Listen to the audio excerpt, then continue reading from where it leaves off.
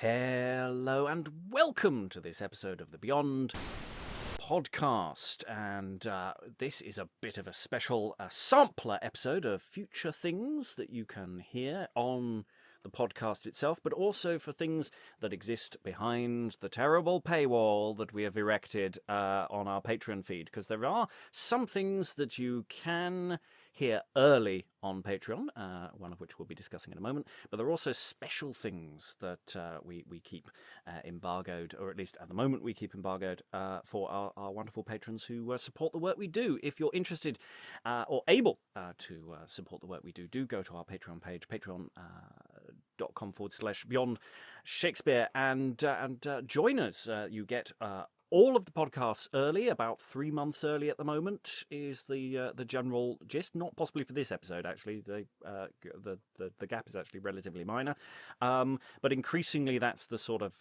gap. And depending on what tier you're on, you get all sorts of other options, which you will hear about later on. Something which is coming out, but already to our patrons, but will be coming to the podcast at the end of the year, are the merry conceited jests of George Peele, gentleman, sometimes a student in Oxford. Now, the patrons have already heard our exploring sessions of these jests. In fact, the patrons get to hear an awful lot of exploring sessions on jests. It's a regular thing that we do. We've had the Tarleton's jests, we've had the merry conceited jests of George Peele, and we are midway through the granddaddy text of that, Rastall's 100 Merry Tales. And that's one of the ongoing things that we have. And we do the exploring sessions, which I say are exclusive to Patreon. They won't be released in any foreseeable future on the podcast. But we do those exploring sessions so that we can create nice versions for you to listen to and enjoy at home. And one of the producers of the nice version of the Merry Conceited Jests of George Peele is with me now. Sarah, introduce yourself to the listeners at home. Hello, I'm Sarah Blake. I'm a writer, director, and actor, originally from the UK, but based in Germany. And I've been working on and off with Beyond Shakespeare now pretty much since lockdown, sort of all through the pandemic. I was one of the fortunate souls who found my way to the first look sessions. And yes, most of those are on YouTube. You may have heard Sarah occasionally on the podcast, but most of the exploring sessions have now ended up on the YouTube channel with, say, occasional incursions onto the podcast. But I'm generally trying to keep the podcast in the full cast audio adaptation zone, which is sort of what we're looking at now. So this is The Merry Conceited Jests of George Peele, which is a jest book, but it is also to a degree an ongoing narrative. It's a relatively short text. We're releasing it in 14 episodes plus an omnibus in about a year and a half's time. It will finally all be released, and I commissioned Sarah to do a lovely reading of it. And one of the things we've had with reading jest books is trying to find the right text for different voices. So I knew I wanted Sarah to do an audiobook for us, and I've been sort of scrabbling around and going, well, Tarleton's Jest, not quite right. I think that needs to be a male voice, whereas the Jests of George Peele have a certain lightness to them. Jest books are not always, it should be pointed out, very funny. They are not also, they don't always age well. Some of George Peele's jests have aged less well than others. But they're mostly acceptable in the way that some of the jests, some of Tarleton's jests and some of the 100 Merry Tales really aren't anything I would present as entertainment. I would just present them as warnings from history. So I'm just going to ask, so Sarah, I presented you with this text. I don't think you were there were you there for the read? You weren't there for the original explorations. I presented you with this text. How did you find it? It was like having a bucket of cold water sloshed over me. It was like I started reading it and I just thought, what is this? What is this? Because I have actually I've not been there for many of your jest sessions. I've just the the way it's worked out with availability and whatnot. And so my knowledge of Jests is fairly limited. I've been there for more of the sort of first looks of the, the longer plays.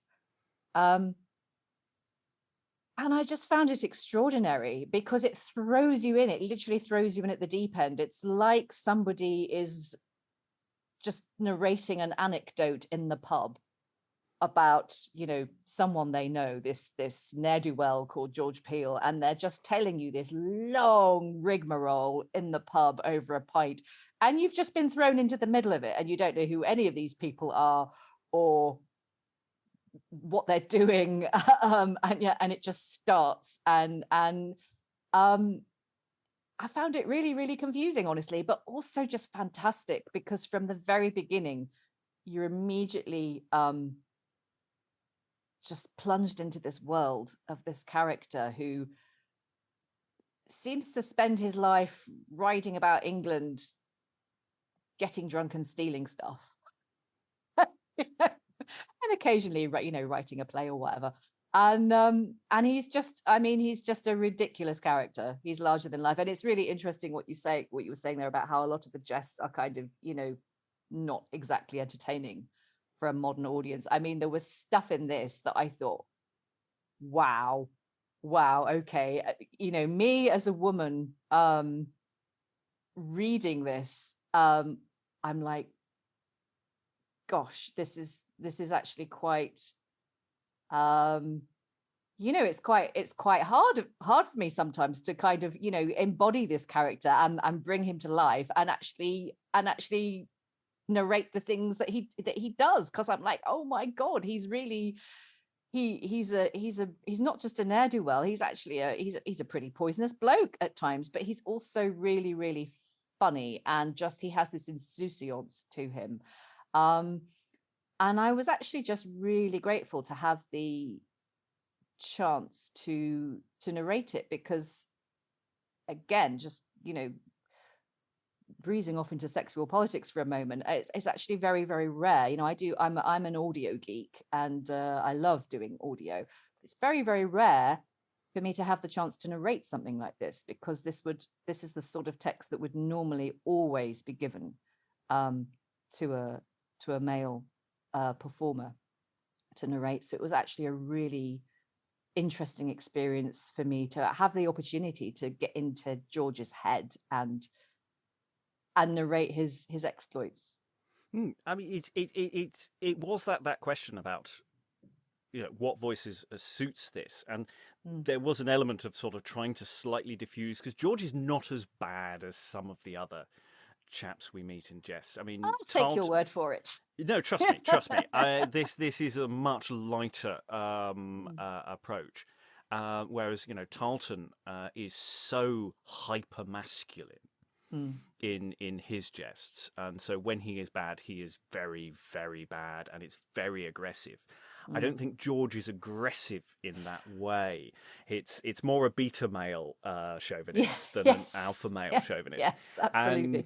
And I think we should also point out that this is in theory the playwright George Peele, of which we have covered on the YouTube channel and to a degree on the podcast. We have dealt with his plays. This is written considerably after his death and has probably next to no connection with any real events. I should just suggest that none of this actually happened to him. I think the closest we can say is that maybe George was a bit of a tearaway as a young lad, and that maybe some of this is vaguely connected with him getting drunk sometimes, and maybe being very slow on. There's stuff about his writing career as well, and some things that do speak to the sort of the acting profession and the world that he's living in, which may be indicative of the world that existed. But that doesn't mean it's literally true. And there. I mean, you were talking at the beginning about how the story you're thrown into the middle of the story, because there is a narrative, it is a bit of a jumbled narrative, and it sort of dances around. So you start listening to your reading, and you're straight in there. but there are things that are not necessarily in the right order. We are presenting it in the order as it comes to us, and it's this question of you bringing up before we went into record. The question of actually, is it in the right order, or is the lack of order part of that sort of just flow of narrative? Is that just it's supposed to be a slightly drunken pub conversation? What are your thoughts on that? Because you've got a few examples, I think. Yes. I mean, the thing about being an audiobook narrator is that you develop a very in-depth and kind of intimate relationship with the text. You read it through, you read it to yourself, first of all, just like any person would, read a book or a script to themselves. But then when you start to record it, you actually it's like you dive down under the surface of the text and you start to really kind of develop a relationship with it that you don't have as just a regular reader. I mean, I don't, books that I read just for enjoyment or whatever, if I was to then start recording one of those books, it would alter my relationship with it, because you suddenly you're getting into the kind of fibers of the story. And what as I was going along, I realized that there are references to things that actually there were like things quite often in parentheses in the Jests, which I was like, okay, that's a detail about him. And then I realized later on, when I was getting into really getting deep into the text, they were actually jokes. They were jokes that I'd completely missed, because in another Jest later on, they would come up. You would find out that the one I'm thinking of in particular is this black satin suit that he mentions in Jest 1. And then in about the 9th story, there's suddenly this whole rigmarole about how he gulls a gentleman and steals a black suit from him. And so then when this black suit appears at the very beginning, and it's just mentioned in passing, oh yes, remember his black satin suit. It's like, oh, okay, yes, that's his black satin suit that he steals in about an hour's time. So it's the kind of detail that wonders if that is an apocryphal, a semi-apocryphal story that was actually from his life. That he wore a distinctive suit, or there was a story about him nicking it, or something that has been elaborated. Or I mean, it could just be that it's we haven't done enough Jests to have done the full etymology of it all. But it's that sort of question of, some stories get recycled over time, and I mean, maybe a black satin suit is like a trope that kind of appears, and it's like a shorthand for a joke. Who knows? But or maybe he wore one. I'd like to think that he did, but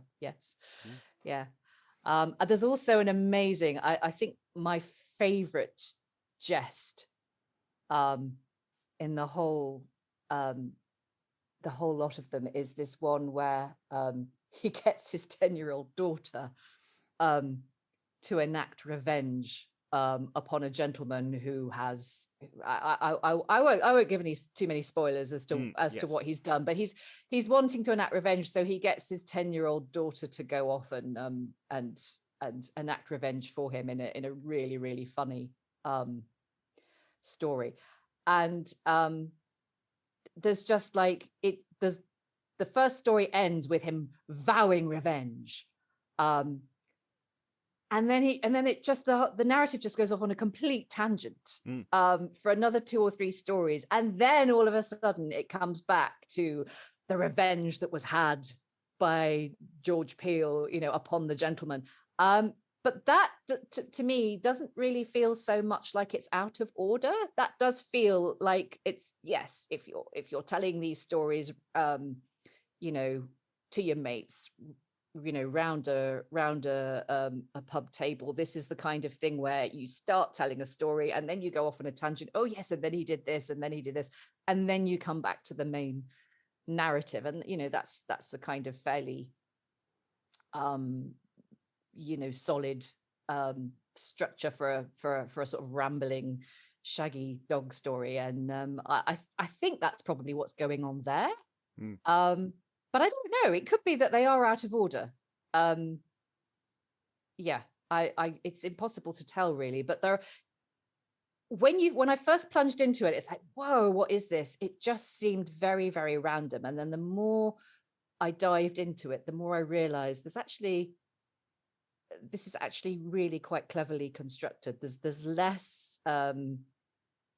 One thing I love about this is how breezy it is. You were talking about the narrative tone being really light. It has a breezy quality to it, which really informed the sort of the narrative voices that I chose for performing it. But beneath that breeziness, there's actually a lot of really quite smart, like, narrative structure choices being made by whoever it was who wrote it.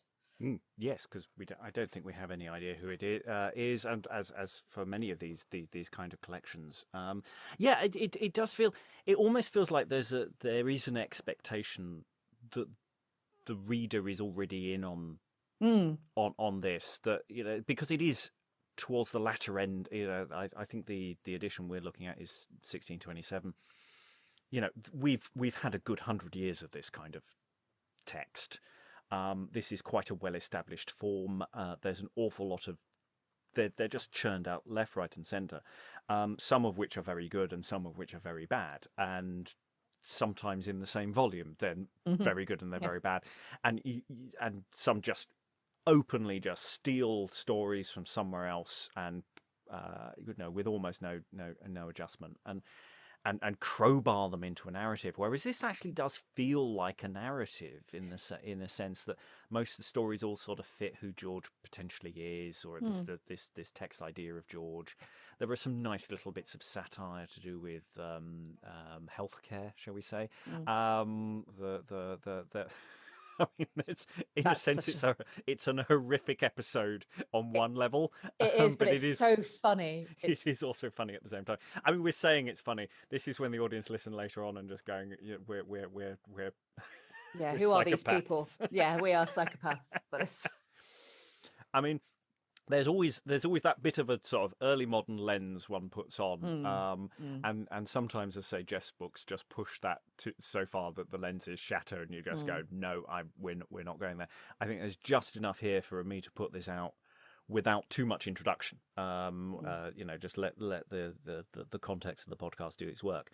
Whereas, I say, with something like some of Tarleton's Jests or some of the 100 Merry Tales that we've so far looked at, I'm going, no, I'm not putting that out as is, without massive signposts around it saying, approach with caution, here be dragons. I could be proved horribly wrong about this point, but we shall see what the audience thinks. Well, I think the comment that you made earlier about him being a beta male is just really insightful, because he is actually quite malicious on occasions. He's an interesting character because he has this kind of breezy quality to him, and a lot of the stories are sort of just quite sort of, hail fellow, well met, and he gets into scrapes and he gets himself out of them. And yes, okay, maybe he does a few naughty things on the way, but he's just basically, trying to get himself out of a hole or whatever. Then occasionally he does get quite malicious / vicious, and it it did make me uncomfortable as a reader, seeing what he was doing, but then I think the thing about it is like you say, he's not an alpha male.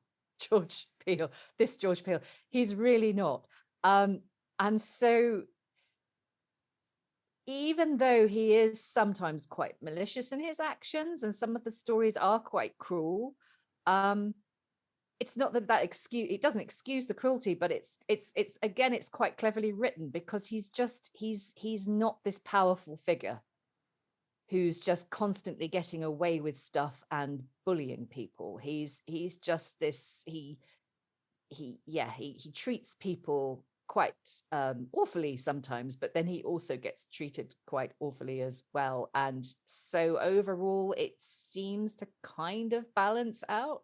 Well, it speaks to the life of a playwright in the sense of never having any money, and that money seems it constantly makes this wry comment about money slips through his fingers. He walked away with this money; it didn't last long. Yeah. And it's so the narrative voice is constantly basically saying, "Don't be like George. He gets away with it, but actually." But does he actually? But does he get away with it? And I mean, that sort of speaks to that kind of jobbing writer's life to a degree. Is that actually it was reasonably hard to sustain a writing career. You could have big successes, but the money never lasts. It's not like you have copyright where you're constant. You sell the thing; it's now somebody else's. And every time you do that, you have to then find the next job and the next job and the next job. And the jobbing playwright struggled, and that may be more about the theatre world of the 1620s than it is necessarily about when Peele was actually writing. So that might be a thing that's coming in there. But I suspect that actually it was always difficult for the jobbing writer to make a living. Opinions vary on this point. I should add. Some people make the point that some are perfectly successful, but we have plenty of stories of playwrights ending up in penury quite often. And so yes, this idea of this playwright living off his wits and to supplement his not necessarily great income, it's not necessarily unreasonable. No, and it's interesting. I found there were a couple of like domestic details in, because I mean these are not domesticated stories by any stretch of the imagination. This is a man who rides around on a horse drinking and gulling people. I mean, so but and it's funny actually, because when I was working out what narrative voice I wanted to use, I actually ended up, in my own head at least, I mean you never know quite how it's going to sound in recording, but I ended up sort of referencing stuff from a lot later, sort of like almost like Just William stories, because there's all this sort of leaving, like he's like a grown-up version. He's like a sort of it's like Just William crossed with Withnail and I, because he's this sort of, on the one hand, he's quite innocent. He's this like sort of, he's off on escapades, off in a fantasy world, like, having jolly times and drinking and whatnot. But it is actually quite adult. The humor's quite adult as well. But it's sort of this, like I was thinking about like Just William, and I was thinking about P.G. Wodehouse, and Three Men in a Boat, sort of, these kind of really breezy escapade stories from kind of much later. But in spite of the fact that it's all a breezy escapade, there's like the occasional moment of domesticity. There's just like a tiny little chink of a window that you see into just kind of life. And at the end of the jest I was talking about, where he gets his daughter to exact his revenge for him, the gentleman in question goes to George's house, and it says he went directly to George Peele's house, where he found his wife plucking of larks, my crying crocodile, this is the daughter, turning of the spit, and George pinned up in a blanket at his translation. And it's just a simple sentence, but it really conjured up for me, like, this is his everyday. This is when he's not on an escapade, when he's not on a breezy escapade. This is his life. He's been paid to do this translation. This is the only work he's got at the time. And he's pinned up in a blanket in the corner of the room, and his wife's plucking larks, and his daughter's, turning the spit. To cook the meat, presumably, and he is just like, yeah, presumably it's quite the room, in spite of the fact that the spit's turning, the room's still quite cold, because he's huddled up in a blanket in the corner of the kitchen, like doing his translation of his whatever it is he's been asked to translate, some ancient Greek or whatever. And there's this real, like, it's just this little insight into the domestic reality of of, what it meant to be, a scholar or a playwright or a literary man at that time, yeah, okay, go off and ride around on your horse and get drunk. But this is real life here. This is what he's actually doing. And it's actually not that, it's not that glamorous. And it's not that well paid, and it's just graft. It's just sitting in the corner of the room with a blanket wrapped around you, getting on with the commission that you've been given, because that's the only money you're going to get. Yeah. There are so many little stories we could tell, but there's no point telling the stories because that would spoil the stories for the people who want to listen to the stories. There's always the slight problem. So I'm going to say thank you to Sarah for joining me here today. Say goodbye to the wonderful audience at home. Goodbye. And now you're going to hear Sarah in a brief excerpt from the upcoming Merry Conceited Jests of George Peele. The next time you hear my voice, it may sound slightly different because the next link will be recorded later.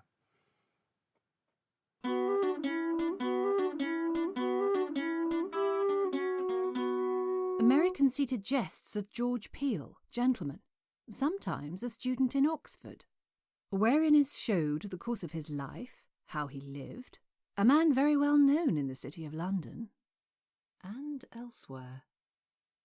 George, with others of his associates, being merry together at the tavern, having more store of coin than usually they did possess, although they were as regardless of their silver as a garden whore is of her honesty, yet they intended, for a season, to become good husbands, if they knew how to be sparing of that their pockets were then furnished withal.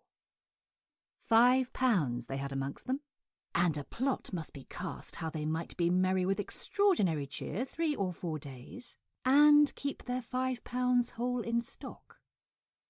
George Peele was the man must do it, or none, and generally they conjured him by their loves, his own credit, and the reputation that went on him, and withal he should have all the furtherance that in them lay. George, as easy as they earnest to be won to such an exploit, consented, and gathered their money together, and gave it all to George, who should be their purse-bearer, and the other 4 should seem as servants to George Peele. And the better to colour it, they should go change their cloaks, the one like the other, so near as they could possible, the which at Beelzebub's brother the broker's they might quickly do. This was soon accomplished, and George was furnished with his black satin suit, and a pair of boots, which were as familiar to his legs as the pillory to a baker's or collier's neck. And he sufficiently possessed his friends with the whole scope of his intent, as, gentle reader, the sequel will show. And now, dear listener, we move from this early access recording of the Merry Conceited Jests of George Peele, coming to the podcast to all you wonderful listeners from the end of the year. And we're going to move on now to a Patreon exclusive, the Patreon exclusive only content, which is, in this example, the exploring session for this same text. So we have read all of the Merry Conceited Jests of George Peele as prep work for the full listening experience that Sarah has produced for us.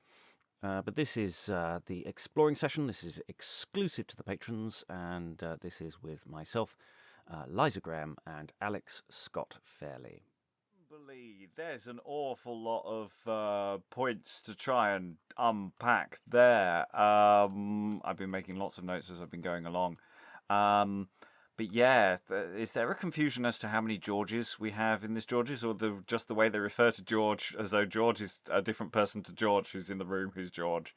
I got quite confused with who was George at any given moment of George. There's a lot of Georges. I just like that the barber's name is Anthony Knit. It's nice we also get a reference in passing to Banks's horse.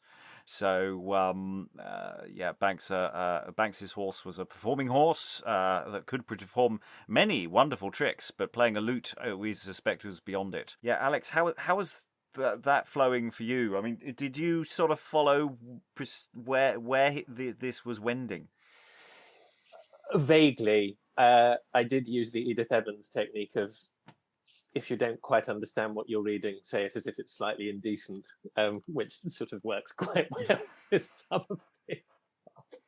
Because it's lots of kind of subclauses and jags that it does. The punch that I got to the punchline eventually. It took me a while to get there. And I guess like any sort of, contemporary joke stuff, it's full of contemporary references. Like I wouldn't have known about the performing horse, I have to admit.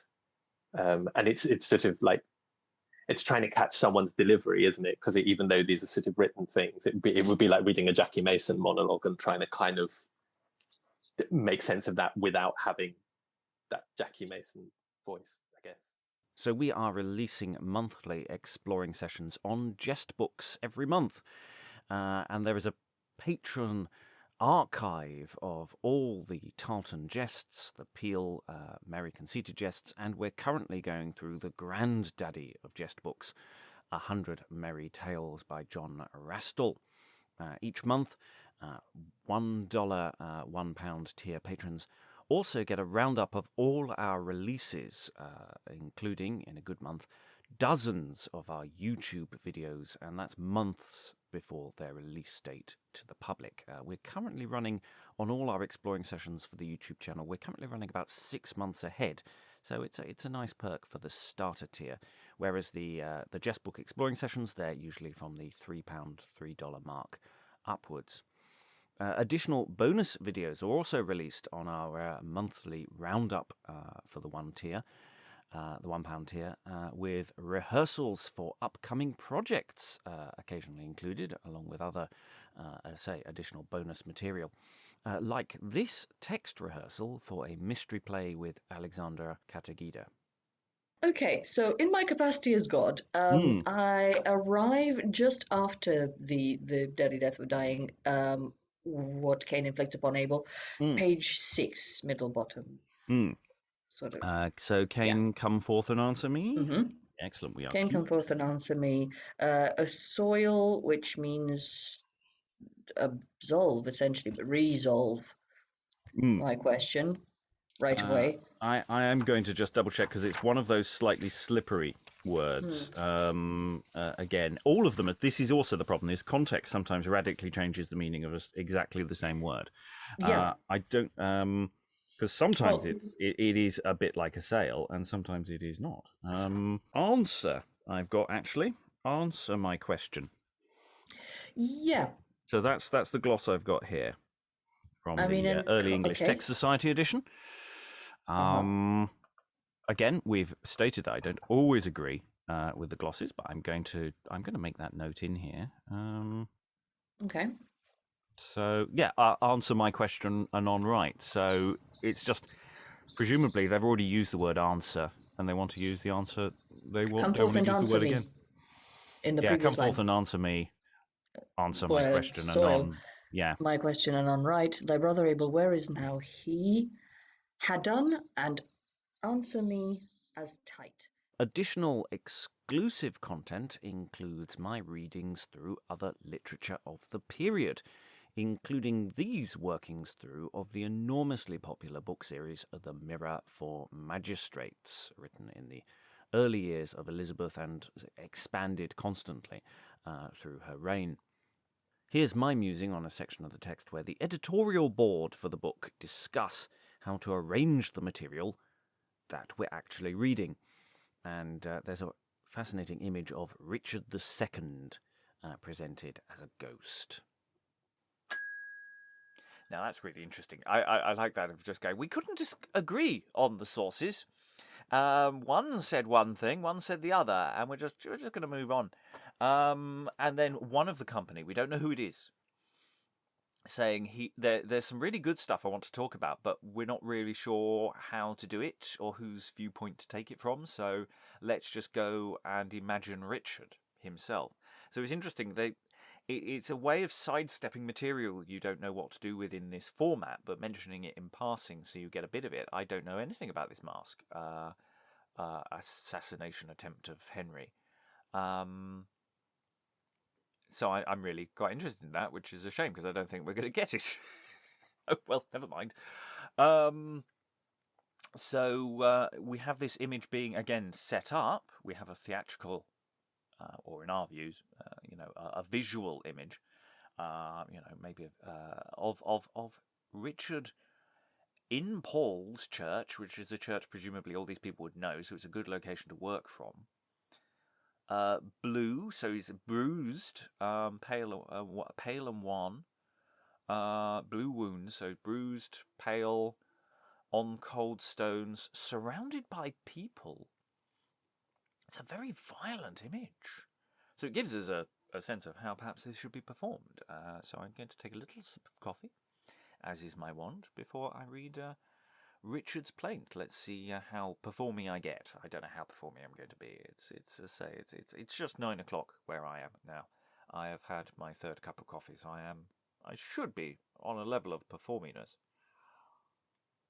So that was past me, looking at the Mirror for Magistrates. I'll be taking a break, actually, from the Mirror for Magistrates next year. We have, or will have covered by the end of this year, the first 2 volumes. And next year I'll be starting on Robert Greene's coney-catching pamphlets. This is all exclusive content. It's only going to be for the patrons. Additional exclusive content are raw recording sessions for upcoming full cast audio adaptations. So we compile all the takes, all the discussion, with only minor edits to protect the innocent. Here's some raw footage from the recording of Lucidus and Dubious with myself and Lysa Graham. The full cast audio adaptation drops next week. No! Do that while I'm saying the Latin. Yes, that's a good idea.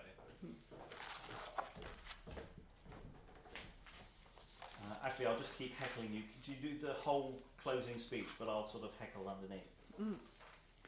Sir, every priest that hath cure none outtake whatever he be, and Sir, every priest that hath cure none outtake whatever he be, and he stand not in open censure, then standeth it thus as I tell thee. And it be proved, Iwis, be he never so cursed a wretch, not open, but out. all proof. I'm out. He may assoil by office of the church, and Christ him soileth. Christ him soileth, and not he. Non enim ipse Christum pereorum officium ligat et soluit. Hec lucidarius sive lumen le corum. Amen. What I won't include here are all the early access recordings as you hear them on the podcast anyway. So anything that you're hearing on the podcast, the patrons have almost always heard them at least 3 months early in most cases. Occasionally we have a sudden unexpected drop that we're dropping because we've recorded it last minute, usually a discussion episode where it's to match somebody's book release or something. So early access for all our patron feed, that's for our £3, $3 plus patrons tier. And yes, so you get to hear all of this wonderful stuff, but much earlier.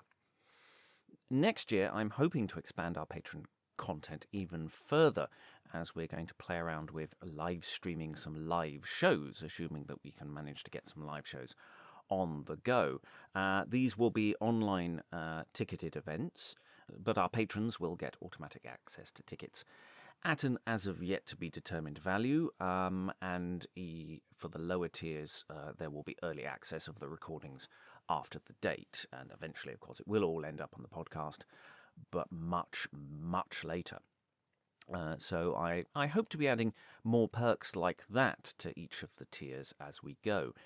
We're also looking at a certain amount of other merchandise and publishing stuff which patrons will get early access to or bonus access to that we haven't as of yet quite got going. Thus ends this extended advert for the work we do and the bonus features that our patrons get. Usually there are 2 bonus drops each week, plus a monthly roundup with links for our YouTube sessions and additional bonus content there. And if you can, I implore you to join us. Additional bonuses are, of course, every year our patrons get to vote for a production they want to see. And the more of you that there are, the better those shows get, and the more of them we can do. We're barely scratching the surface of what we could do with your support.